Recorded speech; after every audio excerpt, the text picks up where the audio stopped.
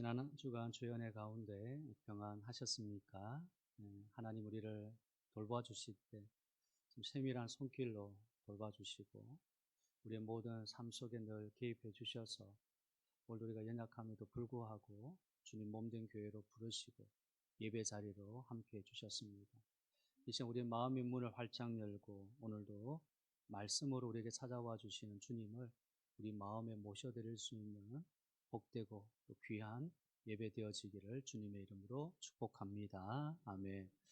저는 새해를 맞이하면서 첫 주일 하나님께 우리가 새로운 예배자로 서야 되겠다라고 하는 주제로 말씀을 선포하면서요. 엘리야의 제단, 불의 제단이요, 능력의 제단이요, 기적의 제단이 이 제단이 다시 한번 일어나서 예배에 크게 감동이 되어지고 예배의 기쁨이 회복이 되어져서 우리의 삶이 정말 하나님 앞에 귀하게 쓰임받을 수 있는 그런 한 해로 열어가기를 소망하면서 오늘 다시 한번 이 자리에 여러분들에게 간구하며 권면합니다. 우리 예배가 하나님 앞에 정말 불의 자리가 될 수 있도록 성령이 이 강단에 기름 부어 주셔서 주일마다 선포되어지는 말씀이 우리의 심령을 정말 감동을 주고 그 말씀을 힘입어서 이 한 해에도 하나님의 일들을 많이 충성스럽게 감당할 수 있는 복된 저와 이름 되시기를 다시 한번 주님의 이름으로 축원합니다. 아멘. 여러분, 하나님은 교회를 통해 영광을 받기 원하시고 또 성도들을 통해서도 영광 받기를 원하십니다. 그러므로 교회나 성도는 하나님이 영광을 받으시고 하나님 기뻐하시는 모습이 되기 위하여 끊임없이 세워져 가야 됩니다. 본문 말씀에는 예수님이 의도하시는 교회에 대한 뜻이 있습니다. 지난주 말씀드린 대로 예루살렘 성전의 모습처럼 교회가 교회로서 본질과 사명에 충실하지 못하게 될 때에 얼마나 위험한 일들이 일어나는가를 분명하게 보여주고 있습니다. 우리 다시 본문 14절에 보면요. 성전 안에서 소와 양과 비둘기 파는 사람들과 돈 바꾸는 사람들이 앉아 있는 것을 보시고 노끈으로 채찍을 만드사 양이나 소를 다 성전에서 내쫓으시고 돈 바꾸는 사람들의 돈을 쏟으시며 상을 엎으시고 비둘기 파는 사람들이 이르시되 이것을 여기서 가져가라. 내 아버지 집으로 장사하는 집을 만들지 말라 하시니. 이런 교회는 교회의 가치를 잃은 교회입니다. 예수님은 성전 안에서 일어난 사건을 통해 생존할 수 있는 교회 그리고 소멸되는 교회에 대해 교훈적으로 말씀해 주셨다고 했습니다. 자, 그러면 하나님 기뻐하시고 마지막 주께서 오실 때까지 쓰임받고 세워져가는 교회는 어떤 교회인가? 지난주 이어서 오늘도 말씀을 드리려고 하는데요. 그 전에 지난 이 시간 우리는 두 가지를 살펴보았습니다. 한번 기억해 보십시다. 첫째는 근본을 잘 세우는 교회가 되어야 된다 했습니다. 이런 교회는 하나님이 디자인하신 대로 세워질 때 하나님이 영광을 받으시죠. 하나님이 이 교회를 어떻게 세우시겠다, 교회를 어떻게 사용하시겠다, 그대로 교회가 잘 세워지면 하나님이 영광을 받습니다. 하나님이 교회를 세우실 때에 세 가지를 중심으로 세우셨다고 말씀했습니다. 먼저는 고백으로 세우셨습니다. 교회의 고백은요, 교회의 주인이 사람이 아니라 살아계신 주님이라고 하는 선언입니다. 우리는 교회가 주 예수 그리스도에 의해서 세워진 교회임을 늘 고백하실 수 있기를 바랍니다. 둘째, 교회는 값을 지불하셔서 세우셨습니다. 사도행전 20장 28절에 하나님이 자기 피로 사신 교회라고 했습니다. 교회는 자연스럽게 저절로 세워지는 것이 아니라 하나님의 계획에 의하여 세워진 것으로 그 계획은 하나님이 자기 피로 사셨다는 것입니다. 이런 피로 교회를 사셨다는 것은 그 교회에 생명이 있다는 것입니다. 하나님의 생명이 담겨진 곳이 교회라는 것입니다. 교회를 그렇게 세우신 것입니다. 셋째, 교회는 질서로 세우셨습니다. 여러분, 하나님은 질서의 하나님이십니다. 그래서 교회는 질서가 최우선이고 그 질서의 완전한 설명이 바로 머리라고 했습니다. 에베소서 1장 22절에 예수를 만물 위에 교회의 머리로 세우셨다라고 했습니다. 교회의 리더십이 주님이십니다. 주님이 경영하시고 통치하시고 다스리는 교회가 될 때 흔들리거나 무질서하지 않는 것입니다. 자, 이렇게 교회를 하나님이 세우실 때는 분명한 의도 안에 세우셨습니다. 둘째는 뭐였습니까? 표적을 보이라고 했습니다. 교회는 중심을 이룬 교회만의 특징적인 모습이 있는데 그것이 생명 표적이다라고 말씀드렸습니다. 바이탈 사인이라 그랬습니다. 교회는 생명 표적이 분명할 때 바른 교회로서의 가치가 있습니다. 바로 데살로니가 교회가 생명 표적이 있는 교회였습니다. 그럼 데살로니가 교회 어떤 교회였습니까? 세 가지가 잘 나타났습니다.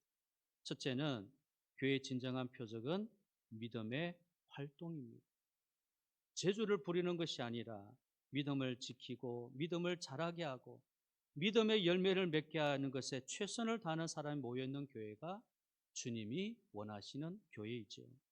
둘째, 교회의 진정한 표적은 사랑의 수고입니다. 다시 말씀을 드립니다. 교회는 사랑으로 세워진 곳입니다. 물론 사랑에 대해 여러 정의가 있지만 성경에서 말하는 사랑은 한마디로 죽음, 헌신, 희생입니다. 예수님은 죽음으로써 사랑이 무엇인가를 정의해 주셨습니다. 그리고요, 우리에게 죽어야만 살 수 있다라고 말씀하셨습니다. 그러므로 교회는 사랑의 수고, 사랑의 땀, 사랑의 눈물로 세워지는 것입니다. 우리가 무엇을 사랑하면, 어떤 것을 사랑하게 되면 거기에 반드시 수고가 있죠. 그럼 사랑이 없는데 어떻게 땀을 흘리고 눈물이 나겠습니까?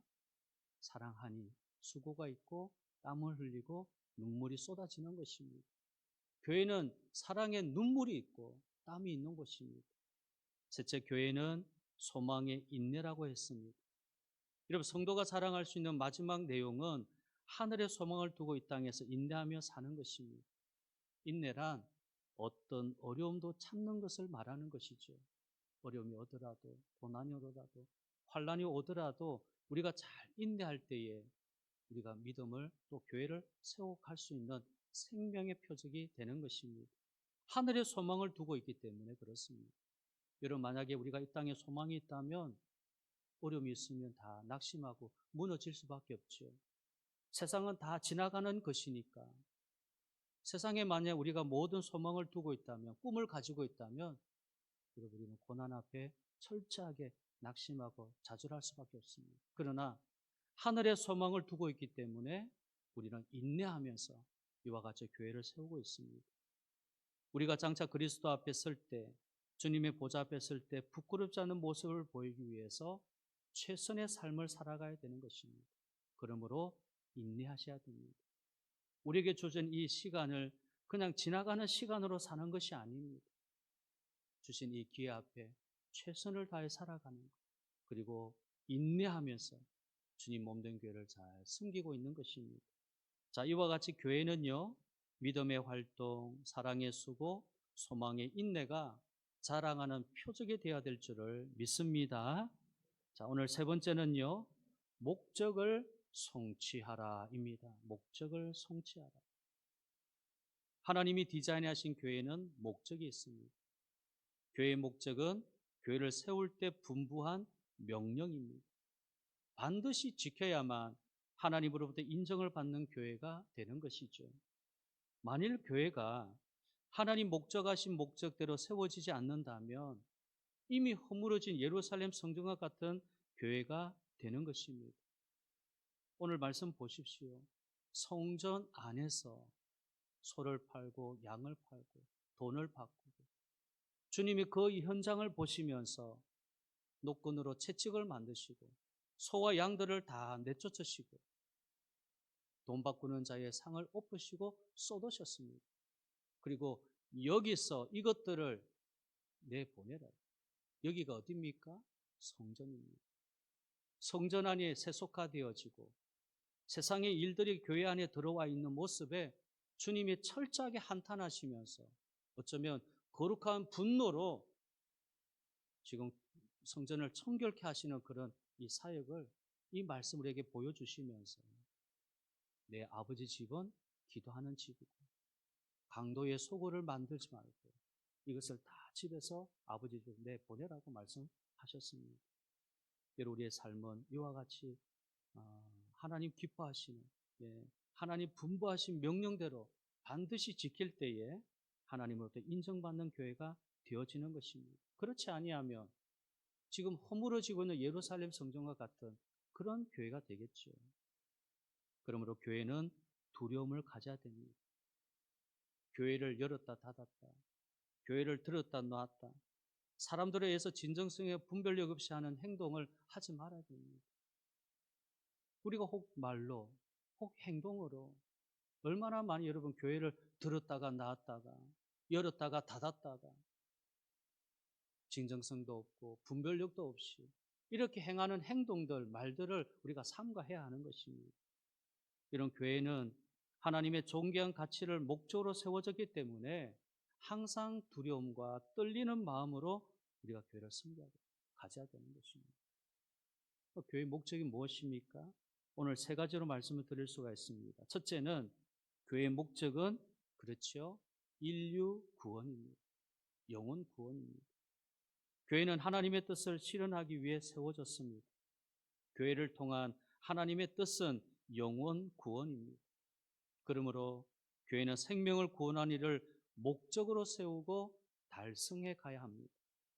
내 집을 채우라 하신 것은 하나님 목적을 실천하는 명령입니다. 여러분 언제 주님의 집을 채우겠습니까? 내 집을 채우라고 하실 때에 때와 시간이 없었습니다. 매월 며칠 내 집을 채워야 된다 이런 말씀하지 않았습니다. 주님의 집, 하나님의 집을 채우는 것은 언제든지 우리가 채워야 되는, 우리가 실천해야 되는 명령입니다. 사람이 없는 빈집을 만들고 날마다 구원받는 자가 없는 텅 빈 집이 되고 매주일 새신자가 출생하지 않는 교회가 되는 것은 하나님 명령에 불순종하는 교회로서 책망을 받게 될 것입니다. 그래서 우리가 날마다 전도하는 일에 힘쓰죠. 매주일마다. 그래서 어쩌든지 교회를 오게끔 하고 주님의 집을 자꾸 채우려고 하고 길가와 산후가로 가서 강건하다가 집을 채우는, 날마다 이와 같이 믿는 자가 있고 구원받는 자가 있고 새신자가 출생하도록 하는 것이 하나님 목적하신 교회의 그러한 역사인 것입니다. 우리가 뜨겁게 생명 구원을 위해서 누가복음 15장에 이런 한 사람을 찾고 한 드러커마 한 아들을 찾는 몸부림이 있는 교회가 하나님의 명령을 이루는 순종형 교회인 것입니다. 우리가 첫사랑 새 생명을 하는 이유가 이것이죠. 이런 교회 순종을 하나님이 기뻐하시기 때문에 어린아이부터 어른까지 모든 성도들이 하나 되어서 여러분 손에 예수 복음을 들고 다니고 만나는 사람마다 예수를 전하는 것이 하나님이 가장 기뻐하는 순종을 하는 것입니다. 다른 순종 없습니다.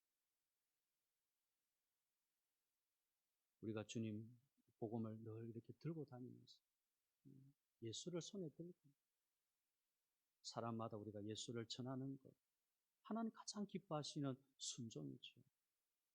예수님은 누가복음 4장 18절에서 주의 성령이 내게 임하셨으니 이는 가난한 자에게 복음을 전하게 하시려고 내게 기름을 부으시고 나를 보내사 포로된 자에게 자유를, 눈먼 자에게 다시 보게 함을 전파하며 눌린 자를 자유롭게 하고라고, 이 목적을 이루기 위하여 오셨다라고 말씀합니다.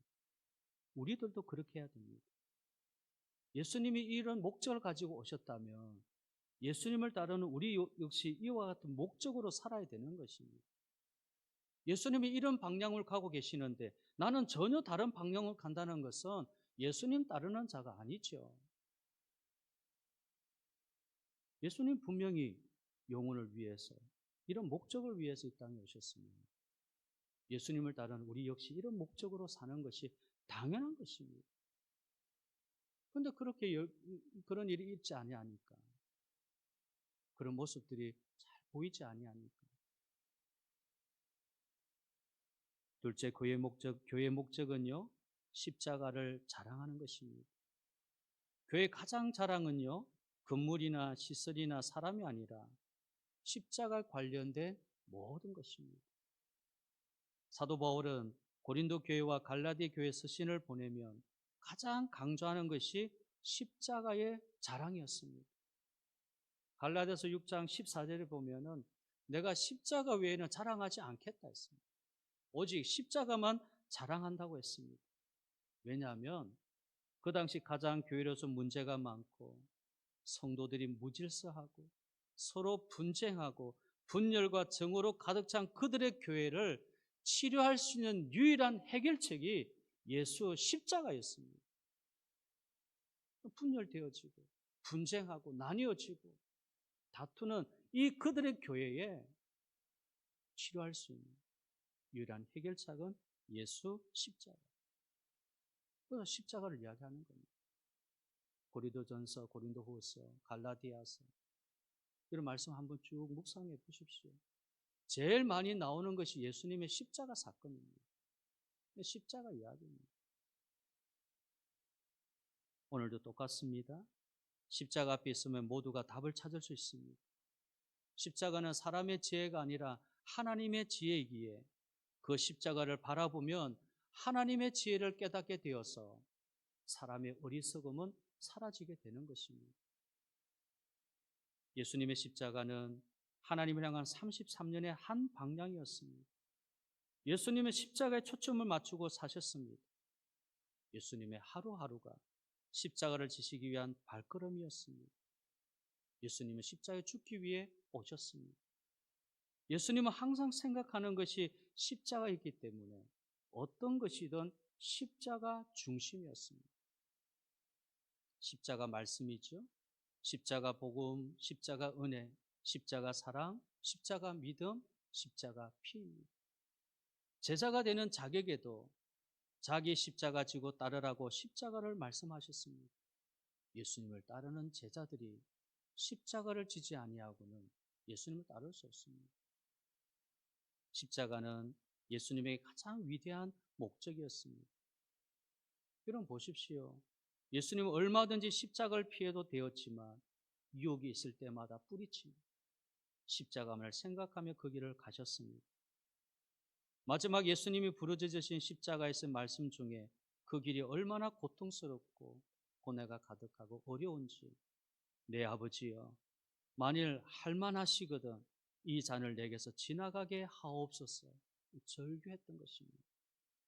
그러나 하나님 아버지 목적이기에 예수님이 그 길을 가기 위해서 순종하신 것입니다. 우리 교회의 목적도 십자가를 바라보고 모든 성도들이 주께서 다시 오실 때까지 끝까지 가는 것입니다.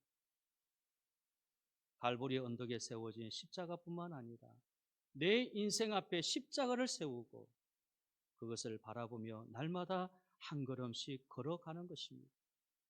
그러다가 그 십자가를 져야 할 때에는 지고 가는 사람이 되어야 되죠. 그래서 저는 오늘 이 말씀을 준비하면서 참 우리 성도들이 십자가를 지고 가야 할 때에 정말 십자가를 지고 있구나.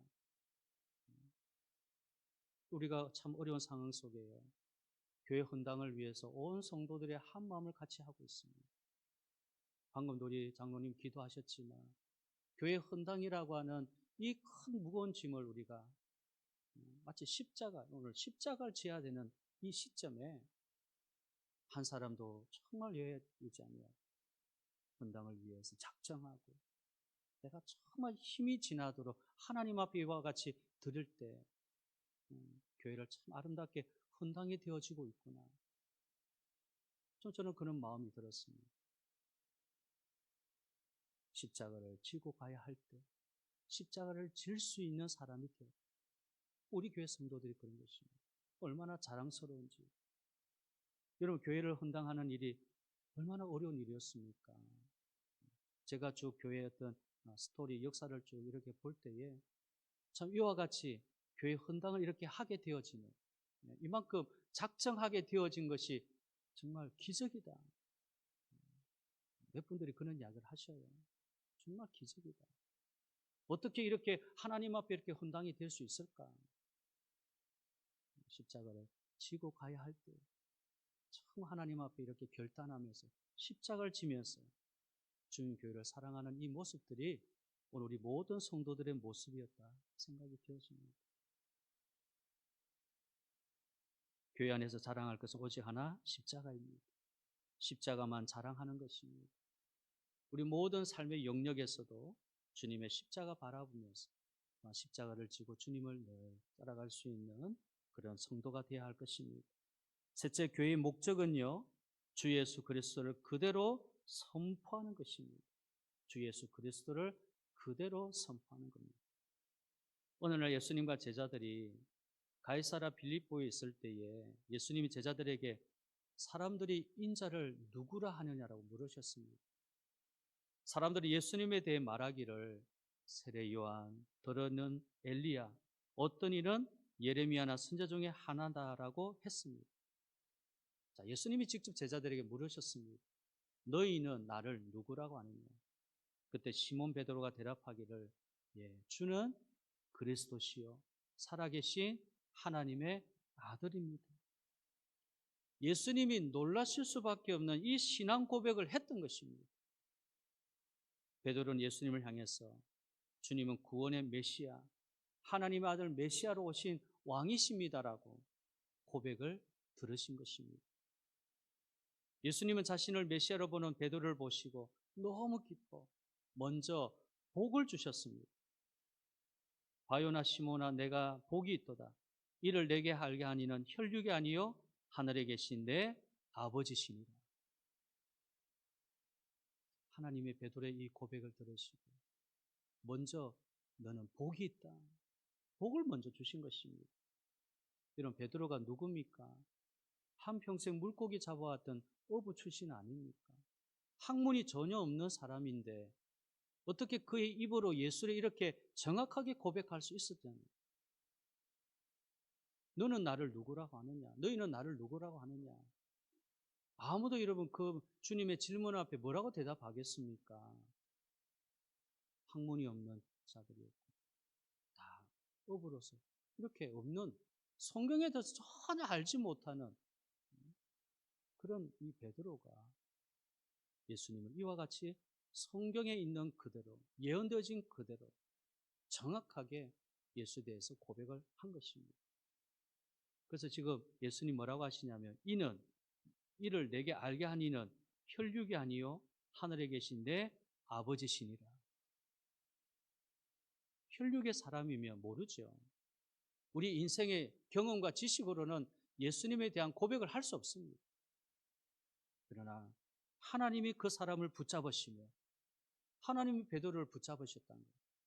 그 인생 가운데 하나님이 베드로를 손잡고 있으시니까 예수님 이와 같이 정확합니다. 우리도 마찬가지입니다. 우리도 혹 학문이 없을 수 있습니다. 뭐 떳떳하게 내세울 것이 없을 수도 있습니다. 신앙의 연수가 그렇게 오래되지 못한 분들도 계실 것입니다. 그러나 예수님에 대한 정확한 신앙의 고백은 하나님 아버지에게 붙들림 바 되어질 때 하나님이 그 인생을 잡으실 때 예수를 고백하게 되는 겁니다. 그래서 우리가 하나님 나를 내 인생을 책임져 주십시오. 내 인생을 붙잡아 주십시오. 주님 나는 아무것도 아닙니다. 나 홀로 아무것도 할 수 없습니다. 하나님이 그 인생을 책임져 주시고 붙들어 주시면 우리는 당당하게 예수님을 고백하고 선포할 수 있는 것입니다. 그리고 그동안 비밀로 간직했던 교회의 비밀을 베드로에게 가르쳐 주신 것입니다. 또 내가 내게 이르노니 너는 베드로라. 내가 이 반석 위에 내 교회를 세우리니 음부의 권세가 이기지 못하리라. 이렇게 교회의 비밀이 최초로 예수님의 사역의 종반에 알려지게 된 것입니다. 베드로의 고백 속에 말이죠. 교회가 어떤 곳인가, 그리고 교회가 무엇인가 정확하게 선포해 주신 겁니다. 교회는 이렇게 분명한 틀 위에 세워져야 됩니다. 그렇기 때문에 교회는 주 예수 그리스도 전하는 일에 모든 힘을 다 쏟아야 됩니다. 교회에 담긴 비밀인 예수 고백을 정확하게 해야 한다는 것입니다. 우리가 교회에서 믿는 신앙과 주장과 진술이 잘못되면 교회는 잘 세워지지 아니하고 점점 힘을 잃게 됩니다. 교회는 주 예수 그리스도에 대한 분명하게 선포하고 자랑해야 되는 것입니다. 그러면 주 예수 그리스도 이름에 계시된 의미가 뭘까요? 주 예수 그리스도, 주 예수 그리스도. 주라는 것은 주권자를 의미하는 것입니다. 주권자는 주인입니다. 사도행전 10장 36절에 만물의 주 되신 예수 그리스도 말미암아 화평의 복음을 전하사 이스라엘 자손들에게 보내신 말씀이라고 했습니다. 만유의 주 되신 예수 그리스도. 예수께서 주가 되신다는 것은 하나님의 속성을 그대로 가지신 분이라고 하는 의미입니다. 하나님이 주권자이고 주인이신 것처럼 예수님도 주권자이십니다. 예수님이 나의 주인 되신다. 나의 주권자 되신다. 내 인생의 주인은 내가 아니고 주님이시다. 거기에서 주에 대한 고백인 것입니다. 나를 주관하신다. 둘째, 예수는 구원자입니다. 구원자란 구세주를 의미하죠. 사람들을 죄에서 구원하실 유일한 분이십니다. 마태복음 1장 21절에 아들을 낳으리니 이름을 예수라 하라. 이는 그가 자기 백성을 그들의 죄에서 구원할 자이심이라 하니라. 예수께서 죄에서 구원하실 유일한 분이시다. 예수님만이 구원자이시다는 예수님만이. 다른 길은 없습니다. 예수님만이 우리를 죄에서 구원하시는 유일한 분이시다. 그래서 주 예수, 예수. 유일한 구원자 되시는 예수, 예수. 셋째, 그리스도란 성취자입니다. 그리스도는 기름 부음 받은 자라는 뜻으로 기름 부음은 하나님의 일을 공식적으로 시행할 때에 이 구별의 의식을 갖도록 하여 위임을 하는 것을 말합니다. 기름 부는 겁니다. 하나님의 일을 공식적으로 이제 수행한다, 이제 시행한다. 이 구별의 의식을 갖도록 하는 위임합니다. 여러분, 성령의 기름 부음 받지 않으면 우리가 우리 인생을 내가 그냥 살아가는 겁니다. 그런데 성령이 우리를 기름 부어 주시면 우리는 하나님의 일을 하는 구별된 의식을 가지고 세상을 살아가게 되는 거죠. 그래서 성경에 선지자, 제사장, 왕을 세울 때 기름을 부어 하나님의 거룩한 수행자가 되었음을 선포하는 것입니다. 그래서 성취자라고 부르는 것입니다. 바로 부활과 십자가 부활이 하나님의 뜻이 이루어진 성취이기에 다 이루신 것입니다. 사도행전 4장 27절 28절 한번 보십시다. 사도행전 4장 27절 28절에 과연 헤롯과 본디오 빌라도는 이방인과 이스라엘 백성과 합세하여 하나님께서 기름 부으신 거룩한 종 예수를 거슬러 하나님의 권능과 뜻대로 이루려고 예정하신 그것을 행하려고 이 성에 모였나이다. 지금 헤롯과 본디오 빌라도가 이스라엘 백성들과 함께 지금 이 성에 모여 있는 그 현장을 이제 이야기하는 겁니다. 그것은 꾸며낸 이야기도 아닙니다. 상상 속에 만들어진 이야기가 아닙니다. 현장 그 사실 그대로를 지금 이야기하면서 여기에 선포되어진 중요한 메시지는 하나님이 기름 부으신 거룩한 종 예수래. 예수가 바로 하나님부터 거룩한 종으로 기름 부음 받으셨다. 그리고 십자가의 죽음이 곧 예정되었던 사실임을 확실하게 증언해 주고 있는 것입니다. 하나님의 권능과 뜻대로 이루려고 예정하신 그것을 행하려고 했다. 행하려고. 하나님의 계획을 행하려고 지금 모여 있는 것입니다. 십자가 이 사건은 분명한 예정되어진 사실임을 확실하게 증언해 줍니다. 이렇게 주 예수 그리스도의 이름은 주권자이시고 구원자이시고 성취자이신 완전한 예수를 증언해 주고 있는 것입니다. 그래서 교회는요, 주 예수를 분명하게 선포할 때 모든 사람이 권세와 능력과 표적을 보게 되는 것입니다. 그 이름에 정확하게. 그러므로 교회는 하나님이 뜻하신 목적인 인류 구원을 위한 사역을 실천하기 위해서 세상에 영향력을 줄 수 있는 능력을 가져야 되는 것입니다. 능력이 필요합니다. 다시요, 하나님의 목적인 인류 구원을 위한 이 사역을 우리가 잘 실천하기 위해서 세상에 영향력을 줄 수 있는 능력을 가져야 됩니다. 그럼 겉으로는 멀쩡한데 몸이 힘이 없으면 아무 일도 못하죠. 아픈데 뭐 병든 데는 없는데 멀쩡합니다. 근데 이 신체에 어떤 에너지가 없고 힘이 없으면 뭐 아무 일도 못하고 그냥 앉아 있겠죠. 누워 있든지. 교회도 능력이 있을 때 우리는 세상에 영향력을 끼칠 수 있습니다. 그 영향력 속에 하나님의 인류의 구원의 역사가 일어날 줄을 믿습니다. 교회 기준은 영혼 구원입니다. 사람이 없고 사람이 찾지 않는 교회는 하나님의 목적과 관련이 없는 교회가 있습니다. 또한 교회를 떠나게 하고 떠난 사람을 찾지도 않고 세상에서 소외되고 버림받은 사람들에게 관심을 보이지 않는 교회는 하나님 목적하신 교회가 아닙니다. 하나님은 그런 교회를 경영하실 수 없습니다. 교회가 세워진 목적에 따르지 않으면 이 땅에 있어야 할 이유가 없죠. 교회가 하나님의 목적하신 대로 세워져야 이 땅에 세워진 분명한 이유가 되는 겁니다. 교회는 구원받은 사람이 더해지는 일에 몰두해야 됩니다. 그래서 우리가 모든 힘, 모든 전략을 항상 전도에 두고 우리 성도들을 증인으로 만드는 일에 우리가 열심을 가져야 하는 것입니다. 여러분 그렇습니다. 교회는 영혼 구원을 목적으로 하는 전도형 교회가 되어야 됩니다. 그리고 교회는 십자가를 자랑하고 주 예수 그리스도를 선포하여서 살아 역사하는 생명력이 있는 교회가 되어야 합니다. 이제 말씀을 정리하려고 합니다. 예수님 오늘 본문에서 무너지는 교회와 세워지는 교회에 대한 명확한 교회 모습을 보여주었습니다. 교회라고 하니까 나와는 전혀 관련이 없는 것처럼 그렇게 들릴 수도 있겠지만 전혀 그렇지 않습니다. 교회는 곧 우리입니다. 내 자신이 교회입니다. 우리가 하나님의 성전이죠. 하나님의 성전된 우리는 무너질 수도 있고 세워질 수도 있다는 것입니다. 무너지는 교회는 어땠습니까? 지금 예루살렘 성전 안에 세상 것들이 들어와 있는 그런 상황이 교회가 허물어지는 모습이었습니다. 그러나 세워지는 교회는요, 주님 앞에 우리가 분명하게 순결하고 거룩하고 하나님의 뜻에 맞도록 충성하는 교회는 영원히 세워주시는 것입니다. 세상과 구별되지 않고 세상의 모습이 그대로 행해지는 가치 상실과 무질서의 교회는 더 이상 세워질 수가 없는 것입니다. 주님 세우실 수 없는 것입니다. 이 성전을 헐라 그랬습니다. 성전을 헐라.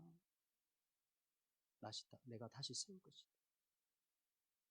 예루살렘 성전은 허물어졌습니다. 그러나 주님이 세우신 저와 여러분들 교회는 이 예루살렘 성전의 이러한 모습을 거울로 삼아서 오늘 이 시대에 우리가 정말 다시 한번 근본을 잘 세우고 표적을 보이고 목적을 성취하면서 어쩌든 주님 오시는 그날까지 교회에서 사명을 잘 감당하여서 하나님 앞에 영광이 되고 우리 모든 성도들에게 큰 기쁨, 은혜가 넘치는 이 한 해가 되어지기를 주님의 이름으로 축복합니다. 아멘.